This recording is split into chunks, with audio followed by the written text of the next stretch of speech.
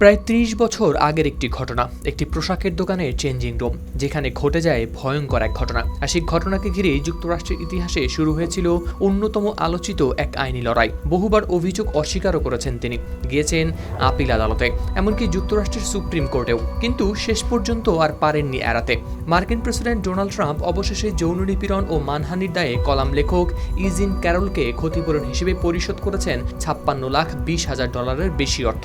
এই অর্থের মধ্যে রয়েছে আদালতের নির্ধারণ করা $50 লাখ ক্ষতিপূরণ এবং গেল ৩ বছরে জমা হওয়া সুদ। ক্যারলের আইনজীবীরা আনুষ্ঠানিকভাবে নিশ্চিত করেছেন এই অর্থ পাওয়ার বিষয়টি। ফোর্বস সাময়িকীর প্রতিবেদনে প্রকাশ পেয়েছে এই তথ্য। ঘটনার সূত্রপাত 1990-এর দশকের মাঝামাঝি সময়ে। ইজিন ক্যারল অভিযোগ করেন নিউ ইয়র্কের একটি বিলাসবহুল ডিপার্টমেন্ট স্টোরের পোশাক বদলানোর কক্ষে ডোনাল্ড ট্রাম্প তাকে যৌন নিপীড়ন করেছিলেন। দীর্ঘদিন পর 2019 সালে তিনি প্রকাশ্যে আনেন বিষয়টি। তবে ট্রাম্প শুরু থেকেই এই তিব্বত কদুর তেল চুলকে করে শক্ত আর মজবুত, ঠান্ডা মাথায় ভালোবাসার জয় অভিযোগকে সম্পূর্ণ মিথ্যা বলে দাবি করে আসছেন। এরপর 2022 সালে নিজের সামাজিক যোগাযোগ মাধ্যম ট্রুথ সোশ্যালে একটি পোস্টে ক্যারলকে নিয়ে মন্তব্য করেন ট্রাম্প। ক্যারলের অভিযোগ সেই পোস্ট তার মানহানি করেছে। পরে দুইটি বিষয় নিয়েই শুরু হয় আইনি লড়াই। 2023 সালে নিউ ইয়র্কের একটি জুরি সর্বসম্মতিক্রমে রায় দেয় ক্যারলের পক্ষে। আদালত ট্রাম্পকে যৌন নিপীড়ন ও মানহানির ঘটনায় দোষী সাব্যস্ত করে $50 লাখ ক্ষতিপূরণ দেওয়ার নির্দেশ দেন। তবে সেই রায়ের বিরুদ্ধে আপিল করতে থাকেন ট্রাম্প।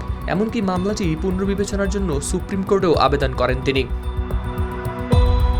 কিন্তু গেল মাসে যুক্তরাষ্ট্রের সুপ্রিম কোর্ট ট্রাম্পের আবেদন গ্রহণ করতে অস্বীকৃতি জানায়। এর মধ্য দিয়ে কার্যত পুরোপুরি পরিষ্কার হয়ে যায় ক্ষতিপূরণের অর্থ পরিশোধের পথ। পরে আদালতের নির্দেশে অবশেষে সেই অর্থ ক্যারলের হাতে পৌঁছেছে।